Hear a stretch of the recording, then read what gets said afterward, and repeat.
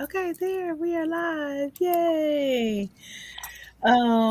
Okay, so did you I just finished watching, I was rewatching it season 3. I didn't get to the very last episode. I didn't rewatch even though I've watched the um episode 8, maybe the season finale. I've watched it probably 3 times already, but I wanted to rewatch it from a different lens and I didn't get a chance. But I did watch everything else from season 3. Corey, did you finish watching it? No. And this is why.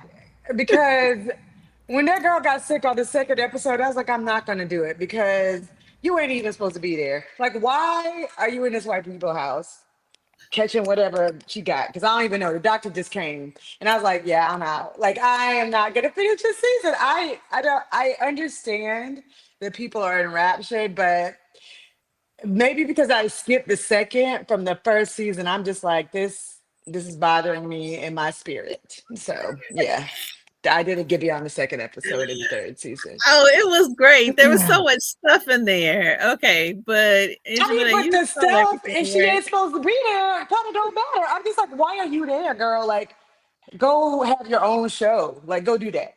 So, but anyway, go ahead. Anyway, okay, there's Corey.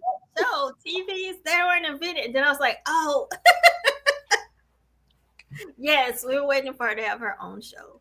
That's why I'm just like it. Wait.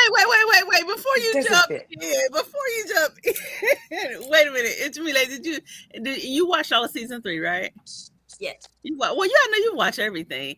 So, okay, let me introduce us. Hey, everybody, it's First Fridays. I'm Dr. Ìfétáyò Òjélàdé, and we are talking about the Gilded Age today. I am joined with two perfect people to actually talk about this topic. One is my hater that's below me. That's Dr. Corrie Claiborne, Hater. who's a professor of literature, associate professor of literature at Morehouse College. And then right next to me is our historian in residence, Dr. Kenja McCray, who you see she's changed her tag now because she just came out with a new book on NYU Press called Essential Soldiers. But she's going to weigh in for us today as our historian, and she's an associate professor of history at Clayton State University. And so we're going to talk about the Gilded Age. So we're going to have two perspectives: the woman that hates it, and then the and then the other. I want to jump in actually from a historical perspective first, if we could just do that. And just kind of a broad thing. I'm wondering, as a historian, Dr. McCray, as you're watching The Gilded Age, because we know it's historical fiction, some of it's true, some of it's not. There's lots of creative license, but then there's lots of stuff in there where someone like me that's not a historian, that's like, oh, I didn't know that was really true. That really happened. What is your take on it, just from a historical perspective? Do you enjoy it? Number one, and then number two, what are your thoughts about people creating these kinds of programming that has creative license, but it does borrow from history? I like it.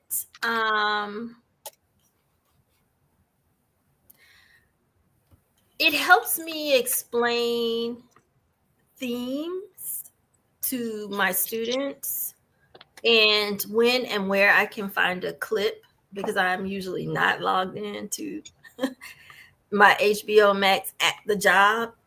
And I see that they keep a tight wrap on their clips.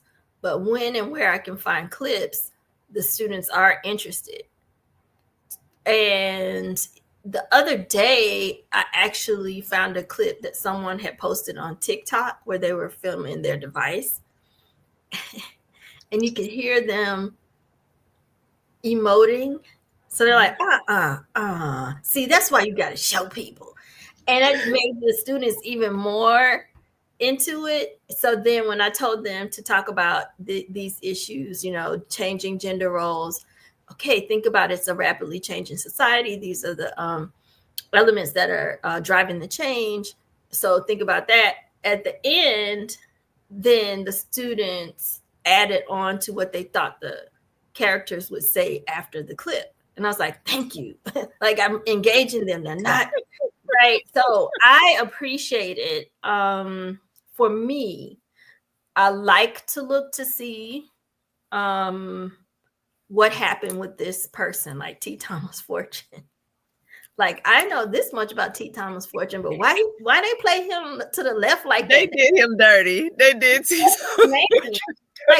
like, of course, Peggy Scott is giving all kinds of Ida B. Wells, Barnett vibes. But so I was wondering, why keep T. Thomas Fortune's name, but not let Ida B. Wells Barnett keep her name? Like, I'm so interested in all these choices and what happened, what didn't, or the Astors, and things like that. Why let them, keep their names?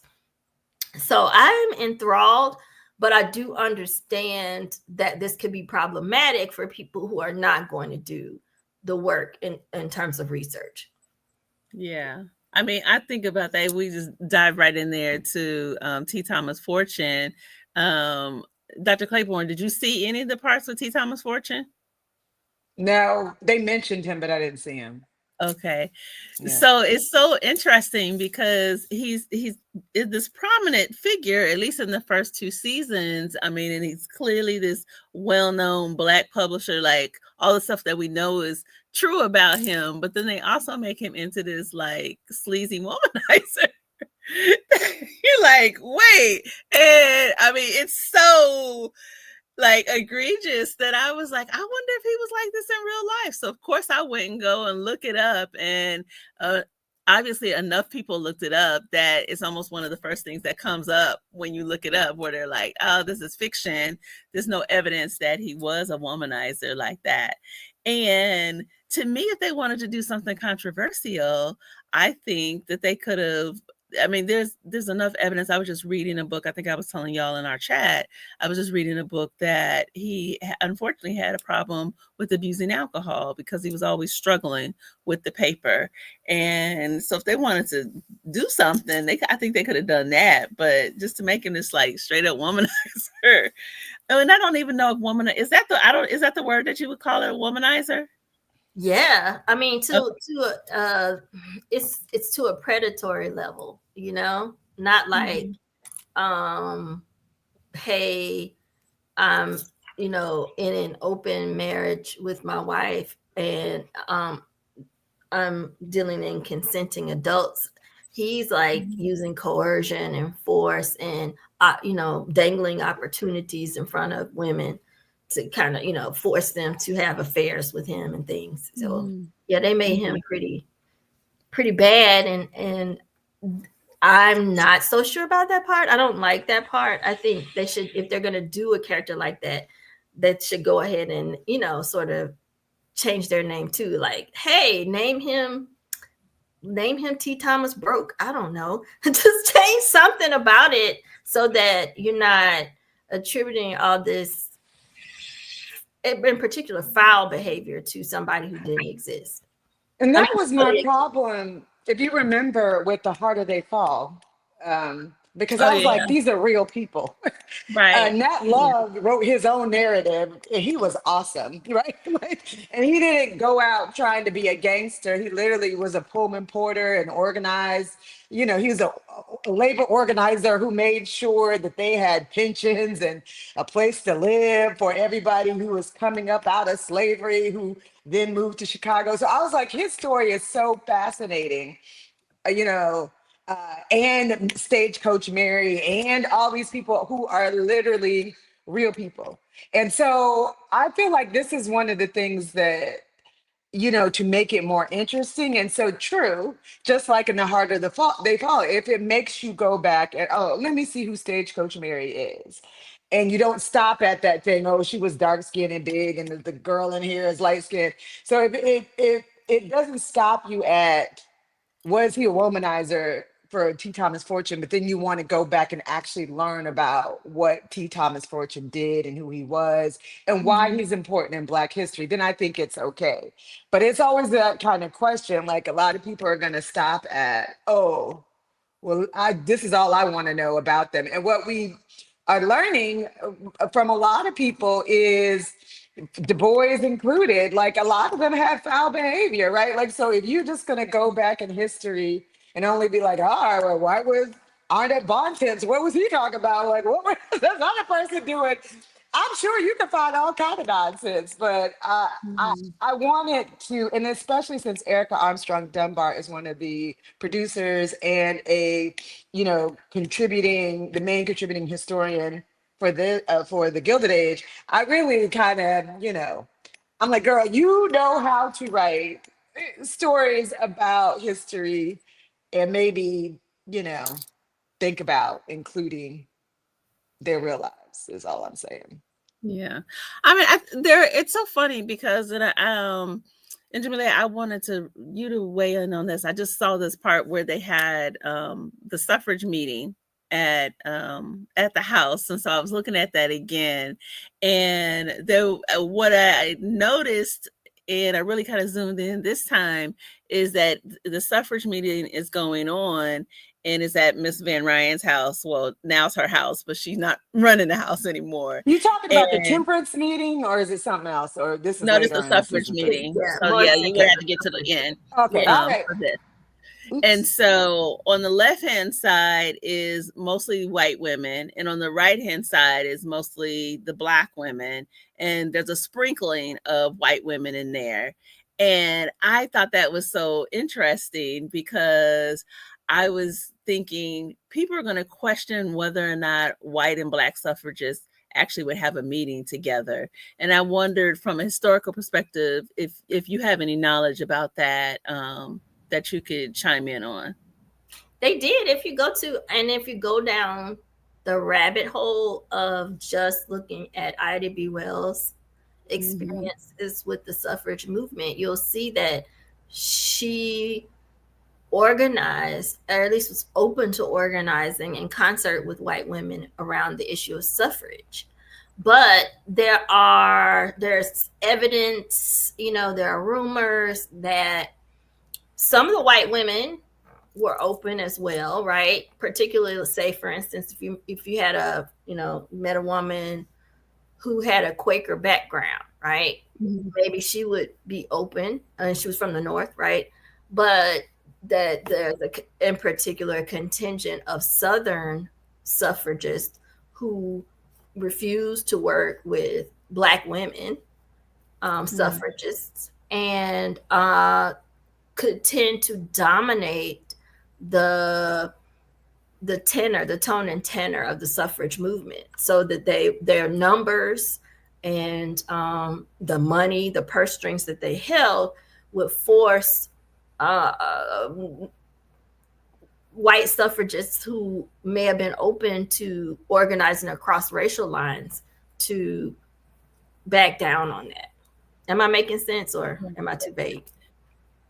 No, you are. It makes sense. Your connection is kind of wobbly. Yeah, I don't know why, because normally you have a really solid connection.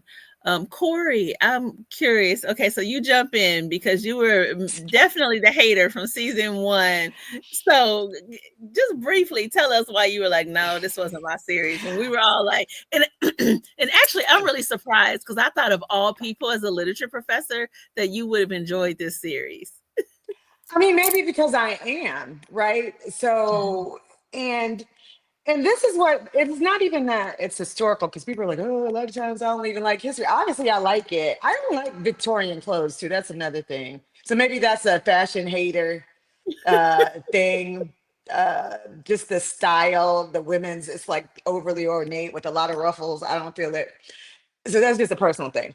But it could be, I feel like what the problem is, and if anybody studied the time, is for me, I guess when I heard people talk about it, they were sort of like, oh, well, it's infusing the black and the white. And it's also about this very interesting time of the robber barons and all of this at the turn of the century and, Gilded Age, da da da da da. But for me, just having read literature from that time, and that is, we talk about, I talked about Victorian era clothes. Like there's Victorian era literature, where we think of that mainly as being, say, for example, in England, that also is the same movement that's going on in the United States. And one of the things about Victorian era literature, which is like Charles Dickens, for example, Tale of Two Cities, something like that, is that it is really kind of about the rise of the middle class. It's about the fact that there were a lot of people that were striving in between. And like I said, I skipped the whole season. So, and I only saw 2 episodes of season 3. So maybe they dealt with this, but I was like, they're so interested in capitalism that it's not very interesting to me. And I'm not saying that people are not rich. Clearly they Mhm. are. But during that time period, I think that there's more, to me, I wanted more about the class mobility, sort of the rising class, the people who are pushing back against these kind of stations and the way Black people were doing that. So, as somebody who was interested in the women's club movement of the 1890s, and you're talking about the talented 10, all these Black people, I just felt like it was not, if you're going to put Black people in it, I'm like, put them in there. Because there's too much that is around that time that's really fascinating and useful. And so I was just not into the story. And like I said, the main executive producer and writer, Julian Fellows, who did Downton Abbey. I love Downton Abbey. I wrote, like, they didn't have marry a Black person in it to, like, I think World War One. Like, loved it. So it doesn't, it's not that it has to be about Black people, but I think that if you're attempting to do stuff, then do it. And I felt like the whole time, once I couldn't get beyond why is that upper, talented 10th Black girl working for these white people, like everything else for me about that story fell apart. And so that made me not like her character, which I think is unfair because they're the one who set her up that way. And I was like, this doesn't ring true to me. So I don't, it was hard for me to really care about the rest of the people in the story because I wanted it to be a story that really did, I think, open people's eyes to what it would have been like to be part of that talented tenth in, if you were a Black person and coming up against the Vanderbilts and the Astors and the Van Ryans and the all these other kind of people. Like what would those Dickens, the Tale of Two Cities. If you go talk about the Tale of Two Cities, right? Like if two ways of things happening, to me, then I think there was a better way to do that. So I was left kind of unfulfilled, and I've been mad at that Miss Scott. I can't even think of her first name, but for the whole since Peggy. the first season, I'm just like, girl, why? You have options. Go work at a Negro college in the South. Like, go do something with yourself. Like, with your degree, go off and hang out with Black people who need you to racially up that. And there's all these people who are doing the same work. Ask Mary Church Terrell. Ask Anna Julia Cooper. Ask literally like anybody. Like, you are not alone in being neither a journalist nor somebody who wants to write about the time or wants to be a novelist or any of this kind of stuff. You literally have a whole community of people doing the same thing. Well, So go ahead, Jamile. I saw you Well, wanted to jump in. they had her go south and visit Tuskegee University. And the suggestion in the storyline was that she could not wait to get back to the North because her, one, family ties were there, but two, because dealing with the overt racism in the communities outside of the actual university, outside of the institute, right, campus, was a lot. And that there's a palpable difference between the few liberal social interactions that she was able to have or did have in the North versus the very virulent racism, anti-Blackness in the South, even despite all Black enclaves. And I think one of that's the what I'm things, rejecting. I think I would reject that. And the reason why, and I saw that they were talking about the doctor on the third season who refused to treat her, and they're just like, oh, but we don't see that. I was like, girl. So this is where I feel like that was the thing too, because you go act like these white people up in the north, in Newport, Rhode Island, in New York, aren't some of the most racist people. And I feel like that's one of the things that one of the most racist place, for example, I've ever been in my life is Boston, Massachusetts. So it's kind of interesting to me where, and being from the South, where I do hear that a lot, like, oh, well, the racism. Did you look? And, that's what I'm saying. Like during the time period, I mean, they were racist against Irish people. They were racist against Italians, right? Like they were racist against everybody, everywhere. Like, and so this kind of like, oh, I didn't see that part. So I'm glad to know she actually went to Tuskegee. But that's what I'm saying again. I feel like that is not pushing up against all of these people, again, who were meeting in places that were still, I mean, DC, I mentioned Mary Church Terrell, is still in the South.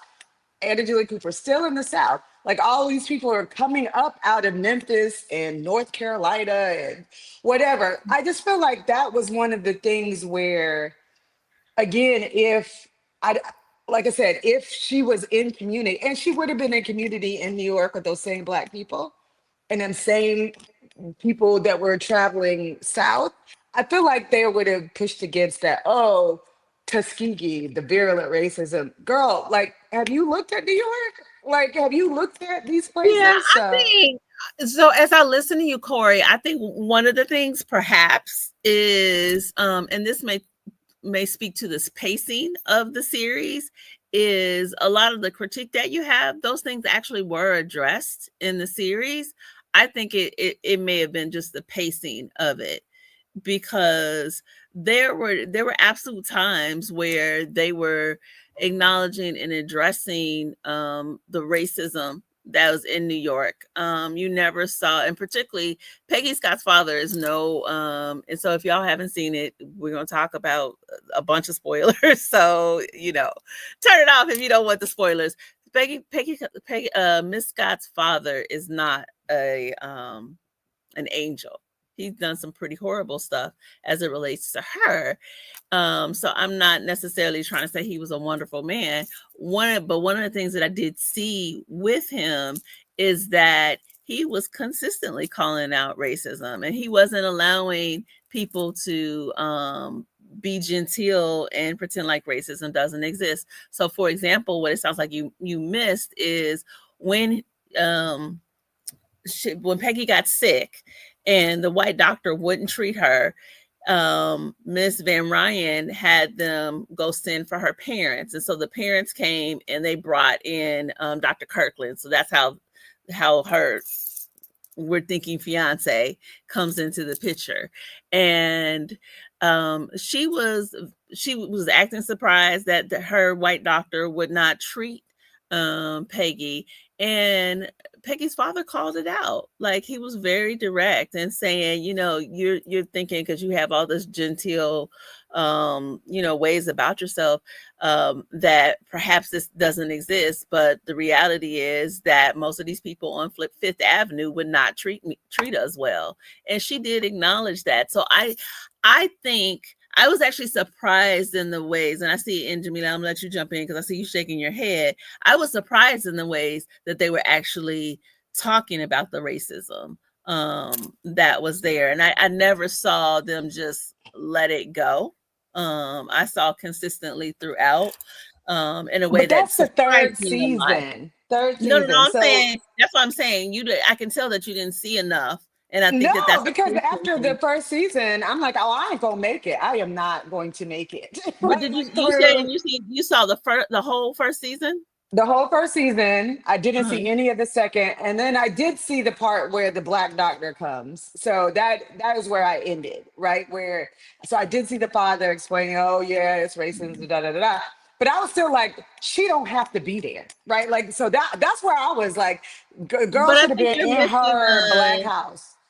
But so remember, I was telling you, I think but to me, the whole thing of her being in that house is around her own agency. She knows that she doesn't have to be there. She very clearly calls out what's the Marion, when Marion takes those used shoes over to her, and she's like, girl, I'm the one that gave you money for a train ticket. How dare you assume that I don't come from means? And I think this is her way of consistently using her voice because of what her father has done to her. But like I said, again, that is not. Yeah, it didn't. So, like I said, I think if it's going to be all the way not true, just be all the way not true. Like, if I've got to suspend my disbelief, then let me suspend it. But I was like, this don't even make any. That is not, to me. It's agency, but it's not. Like, you had all this other kind of things available to you to have agency that you chose not to do. And so this is where I was like, this story just does not hold together. And so, yeah, it could be pacing, but I was like, after sitting through a season, being frustrated with this Black woman, I was like, I'm not going to keep on watching 2 more seasons, hoping this going to change, right? Like, I didn't see the point of doing that. And so, even just like I said, to skip to the 3rd season when she's sick, and again in a place she don't need to be, I was like, you know what? I don't even know if I can finish. Go ahead, Interville. I saw you. So I agree that a part of why Peggy is in the Van Ryn home is because she's trying to exercise her agency, and she wants to be. And now that this issue has been brought up, now I wish I had known, that this was an issue, and I had been watching so I could take notes on the places where she's exerting this agency, because I vaguely remember her saying, there's this whole scene, I don't know which season it's in, where she goes home and she talks to her mom. Her mom's like, come back in our orbit. We love you. Your dad, he's trying to be a better man.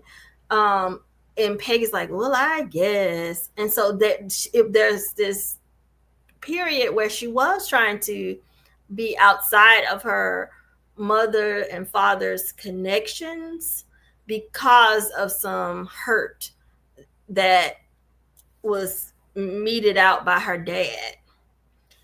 Real painful stuff, right? That you get to know if you watch all 3 seasons. So one, I think, issue that we can't ignore about being in Black spaces is that I don't know if there's 6 degrees of separation, especially if you're in Black spaces in your own region. There may be 3 or 4 for the Black middle class, right? And so, you're going to run into somebody who know your daddy. Oh, yeah, I worked with their dad. How many Black Black men who own their own pharmacy are there? And right. So both her mother's and her father's circles were, pretty interconnected with other Black bourgeois people, right? And so she was just trying to escape that, and I think she and that doesn't mean she's right, but she thought, okay, well, I could go to the Van Ryns, and I think you see her struggles around that, like when she's over there where she don't need to be, and she gets sick. And that they asked a lot of questions like, so when did you see that she was sick? And why you didn't, her mother was like, and why you didn't call the doctor? And even when her mom and dad went over there, her mom's like, well, where are we supposed to go? Are we supposed to go through the servant's entrance? And dad is like, I ain't going through no servant's entrance. So, it was all this constant, and I like this. And I do feel like this is Erica Armstrong Dunbar's touch. All this constant negotiating, right? And it's not just negotiating around race. It's around race, class, gender, religion. Another thing is that so Dr. Kirkland comes into the picture. Because first, she was trying to circulate. and she was writing for the Globe, and then she ran into Mr. Womanizer. So there's sexuality, right? In T. Thomas Fortune, and then when she meets Kirkland, the Kirklands are descended from a long line of free blacks, Northern free blacks. And Kirkland, this is what I loved, and I was so excited. And I came in, I was like, class, you have to understand it's a changing society. Look at you, like it's a changing society. And so the Dr. Kirkland is a younger generation, and it matters not to him that Peggy Scott's father, we learn, was born into slavery and escaped. He is a man of means, and he made something out of himself. That's what matters. But to Mrs. Kirkland, Dr. Kirkland's mother, she's like, oh no, your pedigree matters. And I don't truck in ex-slaves. You have to be from the free black background. And layer upon layer, in my women's history class, I was talking to two students in online office hours. This is a completely online class. I don't know what that's got to do with anything. they were like, one student was like, okay, so I'm reading this and I can't understand this. We're on the Revolutionary War, and I'm reading about Lord Dunmore's proclamation, the royal governor of Virginia, where he recruits African Americans toward the loyalists.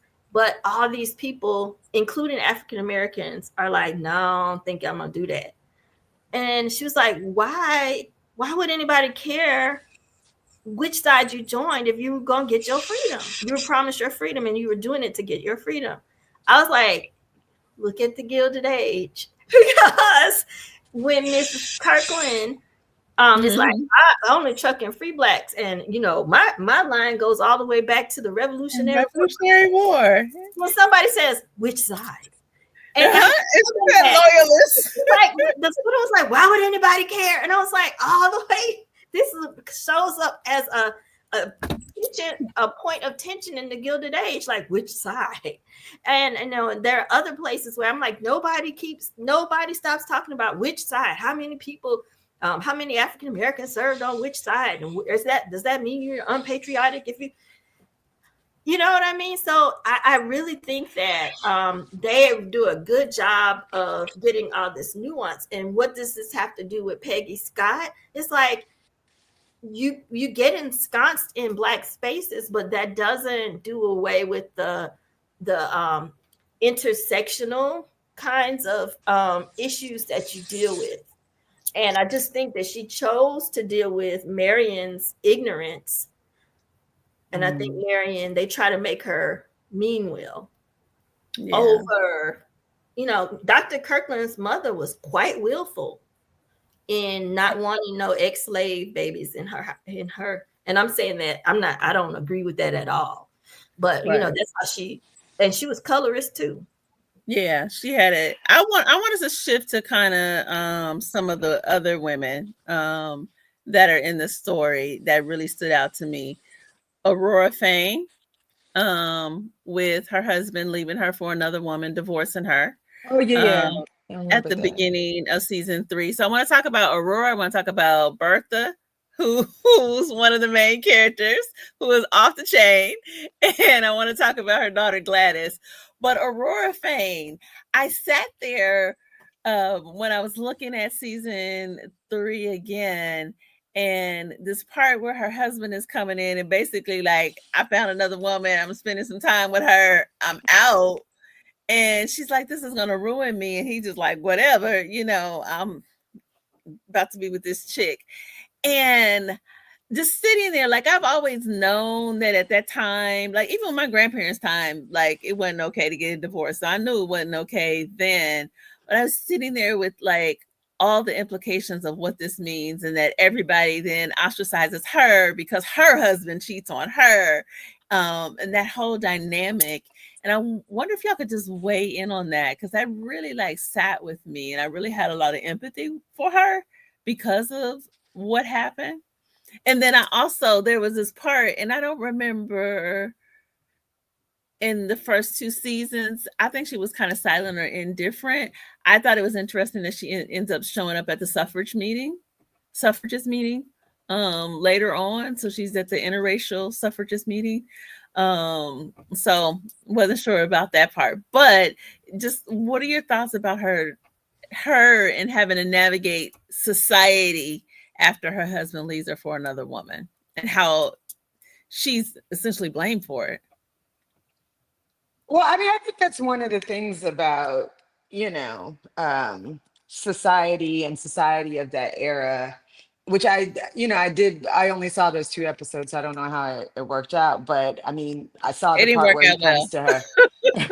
Well, I assume it wasn't going to, because first of all, the only way you could get divorced is you're going to have to claim adultery. I can't do that. You the one got to bring charges, all this other kind of stuff. So one of the things that I did appreciate, even in that little exchange, was how the domestic, even though we're talking about, like I said, a shift in class, women were kind of entering the fray in the right to vote and, different organizing principles, all this other kind of stuff. Like they're really, if you were of a society, your world was determined by that society. And for her, that's like a apocalyptic thing. It wasn't, I understood it wasn't like, oh, it wasn't even about the man at that point. It's like, I'm going to lose my friends. I'm going to lose my standing. I can't even go out in society. I'm not going to be Yeah. able, all the things that I did before. And the things that they tell you by quote unquote marrying well, these are the things that you'll be able to get. To me, it did really speak to this. I think for a lot of women, this lost promise, when women couldn't own property, when they couldn't vote, when they couldn't do all of this other kind of stuff. And I think that it was really a kind of reminder that while it seems like it is frivolous to be talking about marrying well and these families and spending all this time thinking about parties and going to their summer homes and whatever, but for a lot of women, that is the only way they were able to navigate any kind of life in Mhm. that time. So I really felt like it was a big tragedy, right? Yeah. That it was essentially about, not only the disenfranchisement of women, but how it could be something like that. Um, uh, Tripping, because I think at one point she was like, why don't she just be your mistress, right? Like, why you gotta ruin my world? Right? Like, so for me, just just do that. Like, why can't you just go ahead like have somebody on the side, because this is the only way that I can participate. And so I'm hoping she, figured out a way to navigate otherwise, but that was Mhm. even the big scandal like a couple of years later, where the Wallace Simpson, who was a commoner who had Mhm. 2 divorces, wanted to marry into the British royal family. And Yeah. it was kind of like, not only did she have one ex-husband, she had two living, as they would say, 2 living ex-husbands. So she not only did it once, she did it twice.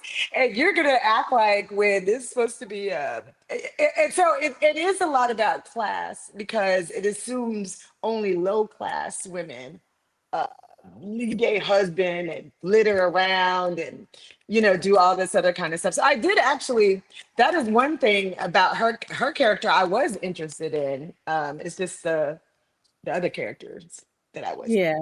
So And no, yeah. that it never got better for her. So she ended up, Oh wow. he left her. He left her. And I did think that was interesting, to your point, is even when she goes over to the Van Ryans, and I forget what's her sister's name. The I forget the two. Ada and And Agnes. You talking about Ada and Agnes? Ada, yes, Mhm. yes. And when she's talking to them, and Miss Van Ryan says straight up, these things can be managed. Why you got to get a divorce? Like, she basically like, your husband can It's like have the that's side piece. That everybody don't does have it, nothing to do right? with the Like, divorce. and then Yeah, I think that it also spoke that he knows that there's no repercussions for him. His world Yeah, is not that's what over. it did. Hers is, right? So, right. and But and that's that's why I think when you were saying yeah. these things are not to be taken lightly, and I think I agree that's one side of the coin. Like some of these things seem so frivolous. Like marrying for standing and all this kind of stuff. And you cannot underestimate that, particularly in a world where women don't have a lot of legal rights, and their status is not in the world of politics and in the public sphere. But I also think from today's perspective, it keeps coming up when I hear this trend. I guess it's among Gen Z young people who say, oh, I'm looking for a soft life, and girl boss is dead, and I'm looking for a husband who can lead me, and I'm definitely looking to be led. And I'm thinking, you all are using catchphrases. Please sit with what it meant for women to marry and be led, dominated, really. Because a lot of that was not, it's couched in this language of the man has to be the provider, but a lot of it, because you don't get invited to the table, ends up being dominance, being self-interest closed in leadership type package. Absolutely. Mm-hmm. Absolutely. I love the fact that you said that. Bertha Bertha Russell. She's a complicated one. Can you wait? And so Corrie, what ends up happening is that Bertha gets her way and she marries her daughter off to the Duke. And initially her daughter is miserable. And then she has to go over there. She does what she does, and she takes control of the situation and helps her daughter learn to boss up, because the Duke is basically controlled by his sister. And so Bertha's like, girl, you better learn how to speak up. And she does. That's actually one of my favorite moments, because the sister is just like out of control. And apparently there's this etiquette where the Duchess is supposed to stand up to let the women know that it's time to go during dinner, and the sister stands up first. And Gladys is like, are you quite well? And she was like, yes. And she said, oh, I just figured you weren't well when you stood up before me. And I love that whole exchange. And she sat her ass right back down. So I absolutely love that. And what turns out in the end is that Gladys ends up, seemingly, she seems to enjoy the Duke once he kind of finds himself and she finds herself, and they seem like they are perhaps going in a good direction. So did they end up going back to England? What did they do? Yeah, they're living in England. They come back the last season, the season finale, they're back in the US, but they're just there for a party. And they're enjoying themselves. So once Gladys kind of figures out how to use her voice, and her husband figures out that he's gonna have to put some boundaries up with his sister, they start to realize, like, hey, this might actually work. They kind of like each other. So it's seeming to work out in the end, but the path to get there, Bertha's tactics were very problematic. So I wonder if you can weigh in, Dr. McCray, first on that, of the controlling mother. You don't want to weigh in on the controlling mother that's going to force your daughter down the aisle? Not that part. I want to talk about, because you promised that we would talk about Bertha after Aurora Fane. And I wanted to talk about Bertha, but in relationship to Aurora Fane. So when you circle, I don't want to talk about Commanding Mother.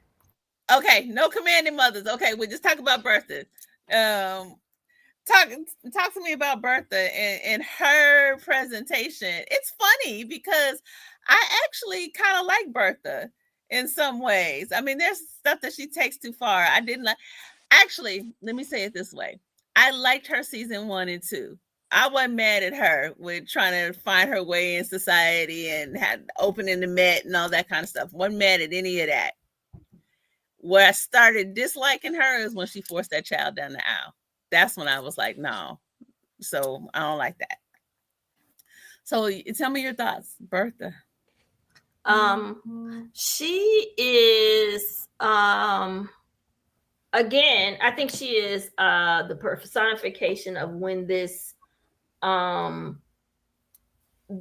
world that the women have to inhabit in terms of social interactions starts to look like the equivalent of what the robber barons are doing on the business side. So strong arm. What does strong arm tactics look like on the social side when the women start to do it? Yeah. And she makes you think, because with Aurora Fane, I thought that, and tell me if I'm, deluded. What Bertha did was use Aurora's position as a divorcee to make some different decisions. So, she could have said, like everybody else, oh no, forgot you. You're a divorcee. So, but instead she says, no, invite her and let's do something new. But what seems to be groundbreaking in terms of gender roles in Bertha's hands is Bertha finding new avenues to wield her social power. Yeah. And Jamila, do me a favor. I want us to continue with that. I know Dr. Claiborne has to go, and we're right at 1:00. Dr. Claiborne, give us your last comments of the hater of the Gilded Age, and then we'll finish with Dr. McCray saying. You know what? I'm excited, and like I said, I didn't have a chance to really delve deep into it, but I know like Joanne Reed and Brittany Cunningham talked about the fact that they're in this group called The Guild, right? Like they, like how people used to get around and watch Scandal, like these moments where there is this co-watching of a single show event or something in Black culture. And the fact that this is providing Black people with that, I really like. So I like the fact that Black people like this series, and if it is something that gets them together to just think about history, the uses of history, the way that they can really like how we're going to tell our story, then I'm all for it, right? I'm all for it. I'm also for the fact that there are a lot of great Black women that are behind the show. So I wish them all the success. I might not be watching, except, when I got to come back in. But I do think that, I can see why people do like it. It's not like if you're going to be watching something, I'd rather you be watching this than Squid Game or, something just ridiculous. Like, go watch The Gilded Age, like, and grow as a person and, all of that. So, yeah. Dr. Corrie Claiborne is associate professor at Morehouse College. And hey, okay, take care of yourself, Dr. Claiborne. Yeah. There's Estee there. She just jumped on, but it's Estee, your thing isn't connecting for some reason. Go out and come back in. I'm not sure what's going on. Dr. McCray, give us your last words, particularly about Bertha. I think I want to hear more about your comments about Bertha, because she is complex, and particularly when you compare her to someone like Aurora Fane. Well, and I wasn't comparing her to Aurora Fane. I was just looking at the way she, Bertha is always, I want to say calculating, but calculating even it can be gendered, because what she's doing is strategizing. She's always strategizing. What can, how can I use this interrelationship? What can I get out of it? And she knows she's doing it. She's conscious of it, because when Mr. Russell, what's his name? What's his first name?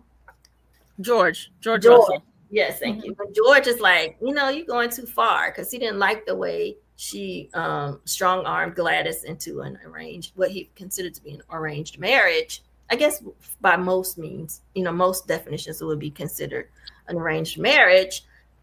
He said, you're going too far. You're pushing away your family. She's like, well, how's what I'm doing anything different than what you're doing? Baby, you got shot. He told her she was too ambitious. Yeah, like if this is what we doing, go ahead and let her do it, right? She has her own what I didn't even tell my students about today because I have so much going on. But if I tell them, like, go back and watch it, and I would ask them one thing, what does she have? She has to operate in the women's what? Sphere of influence. So, gender wise, this is how ambition is going to look on somebody who has girl boss proclivities in a world where that's de-emphasized, if not just completely extinguished for women. So now what you gonna do? And I would say it was his ambition that got him shot. They're doing the same thing. They're doing the same thing. I think the difference is gender, because he gets permission to do it because it provides for the family. I do think that her ambitions center herself, but I think that's more, and this is my perspective, I think I think he'll center himself also, right? But I think hers are more like this healing thing. I don't want nobody to know I was poor, so I couldn't get access to things that I wanted, so I'm gonna get access to everything, and you're not gonna stop me from having the access that I want, is what I see. And I think his ambition is centered around, I'm a be the biggest thing on the table. I'm a lay it on the table, and it's gonna be bigger than everybody in the room. Like he you know what I'm saying? Like he's feeding something else. But ain't neither one of them well. You know what I mean? So like, who's better? So here's the difference, though. What I noticed, and Dr. McCray, I know you have to go. The thing that I noticed with him is, and the point that he made is, my ambition is around like his career and stuff. Her ambition is willing to crush and impact her family. And so that's where I see the difference. So I get that. Like we can critique this idea that women get called out more for being ambitious. But the things that she's doing specifically had an impact. Her daughter was crying as she's walking down the aisle. I think that's problematic. And I actually, in a lot of ways, this probably sounds bad, I actually don't have problems with George Russell. I haven't seen him do anything. I know. I don't have problems with him. Because when the point, you made this point, Benjamin, I think it's the first season or the second season, whenever the people were protesting, you did that whole thing where you broke that down to me, where you had the strikers, and he had the opportunity to kill those people, and he did not. He was ruthless, but he didn't do that. What the way he operated did do, because okay, so you weren't dead, but you do have to survive off of like pennies, and then wasn't the question like the children weren't going to school, they were working in the factory and all that kind of stuff. Yeah, we're not seeing the whole picture there. So Bertha made Gladys cry, but George making a lot of other people cry and probably die, and we don't know. So he wasn't going to shoot the strikers head on, but this whole go for broke mentality, go find some copper mines. Who's going to work in the copper mines and extract the copper? Fair enough. Look at Estee. Okay, Dr. Kenja McCray, historian, associate professor at Clayton State University. It's good to see you, Dr. McCray. We will see her next month. We are doing her book, Essential Soldiers. And so if you haven't got it, it's on NYU Press. Dr. McCray, before you go, put it, share the link in there so people can read along, so they'll be ready for the discussion in October, because that is what we are discussing, is her book. Sure thing. I will.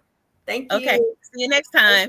Bye. Bye. All right, bye. So sorry I'm late, y'all. I'm in the conference and session got started late, so I jumped on as soon as it was clear. That's all right. Give us your sum up. You can close us out. Give us your sum up of I know. Wait. Who you can't pick Miss Scott. Who's your favorite character? I already know because all the black people say Miss Scott. Actually, my favorite character is her mother. Why?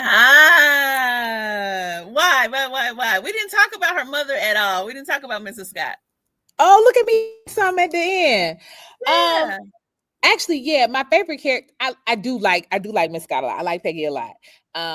But I really love her mother. I think the complexity of her mother is really, really powerful because her mother is born free.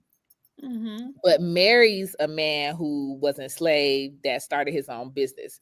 So her mother's already being subversive. Her mother's already doing things that are taboo in order to create the life that she wants. Now, what I heard her say is she talks about him protecting her from that white man, right? So what I heard her say was that she felt a connection and she felt, his integrity show up in a way that was meaningful to her.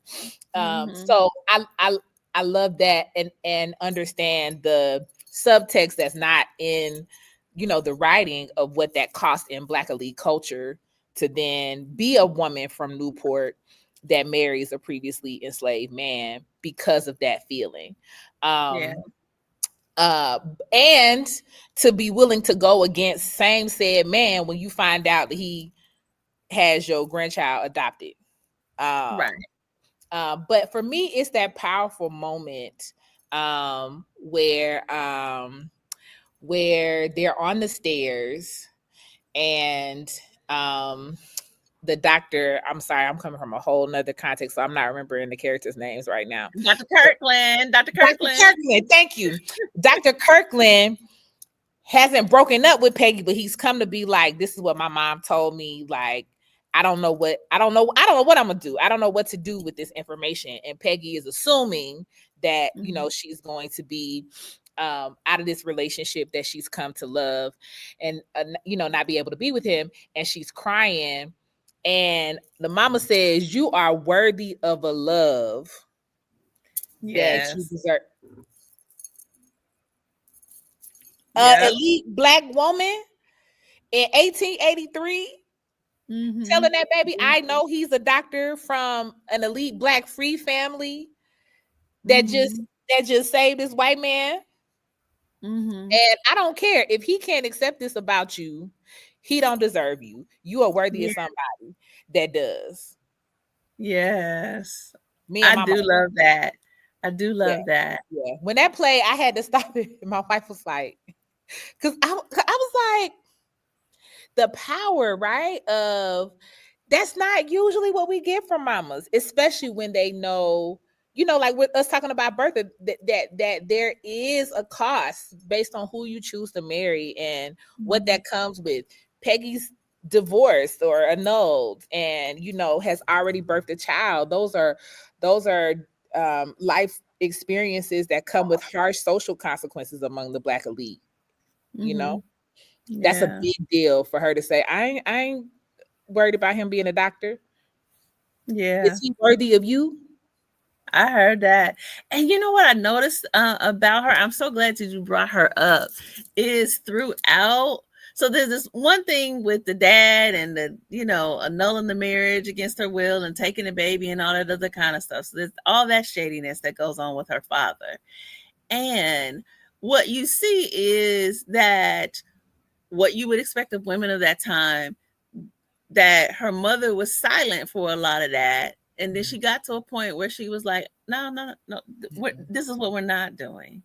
And I loved that. I love that.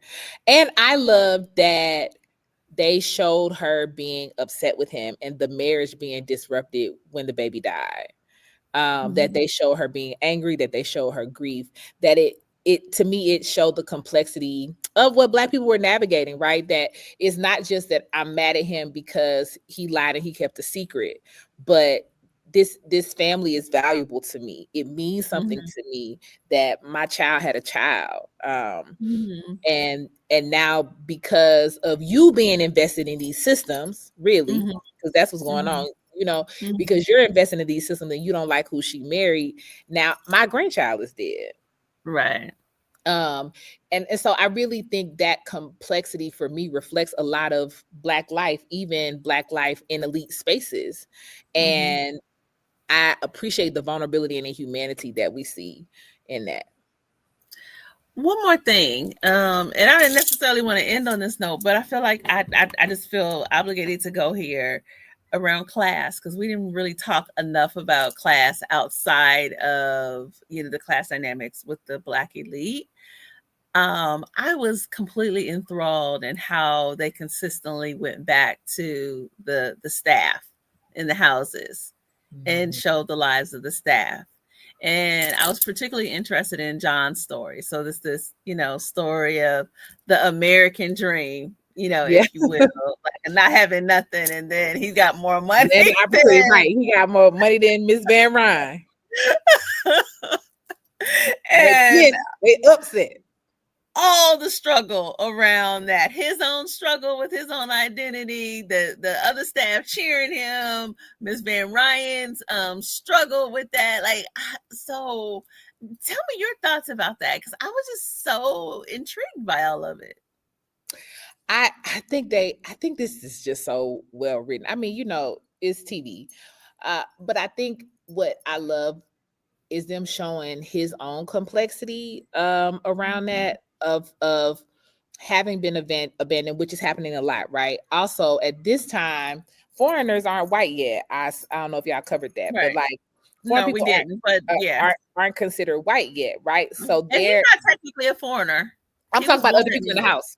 Yeah, the other ones, yeah, they are foreigners, right? And so they're encouraging him to go. They're encouraging him to go because that's the access that they can't have. Yeah. Right? And his thing is, but I don't have a family. This is the closest thing that I've had to a family. And so for me, it really humanized that, you know, that narrative that I think is now weaponized and harmful about, you know, pull yourself up by your own bootstraps, because that's not possible in our current capitalist structure.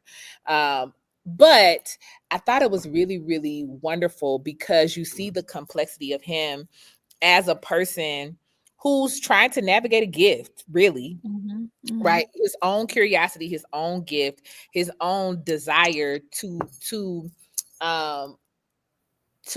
experience himself is how it happens.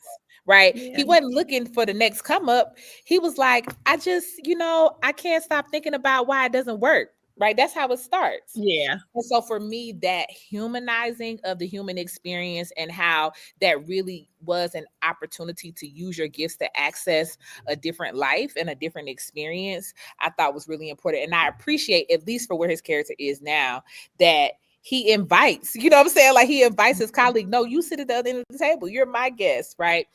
I appreciate being able to see how that transition happens for him and to see the other folks, you know, rally for him and to protect him too, right? She was keeping his secret. So I think all of that is really, really powerful and important. The character you like the least? That's not Armstrong.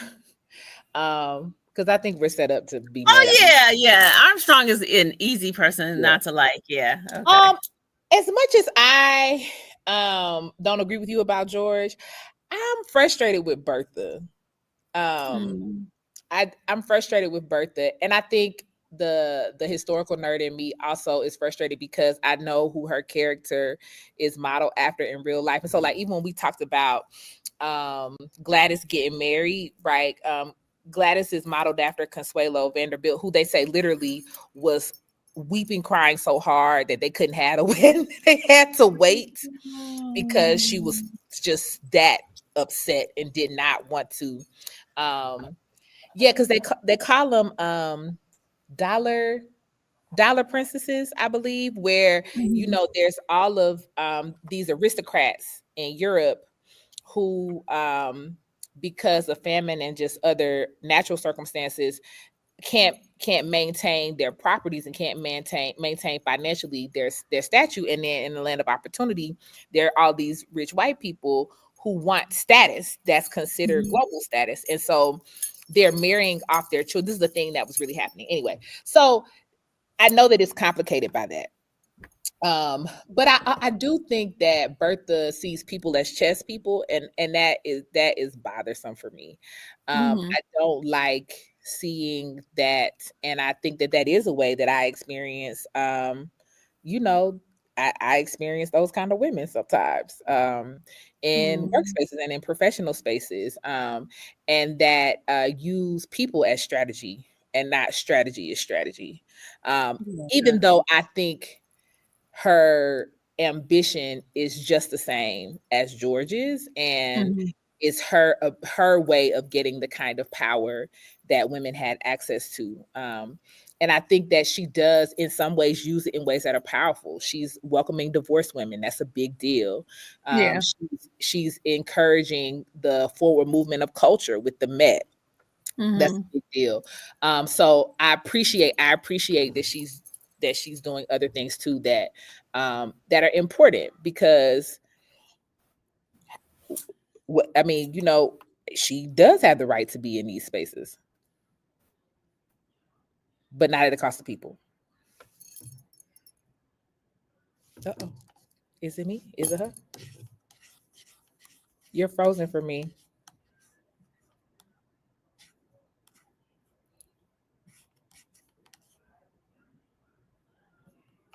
Is it me? It might be me.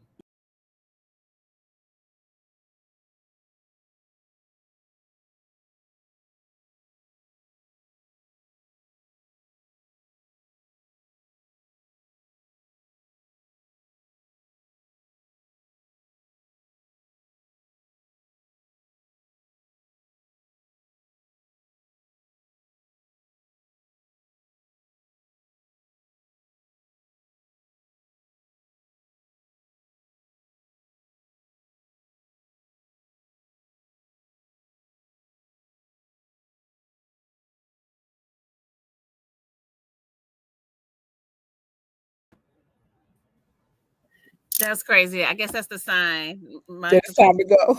It's time to go. It's time to go. Oh well. But it was a good conversation. I'm so sorry I missed most of it. I'm glad I caught the end. Yeah. I'm glad you came. So everyone, this is Estee Nena Dillard. She is a reverend. She's a queer sexologist. She is a Olokun, a Gungun, an Ifa priestess, and she is also the owner of Endless Spiritual Consulting. Yes. And so again, we're gonna see you next time. Sorry about that. You know, fun. Y'all take care. Blessings, everyone. Bye.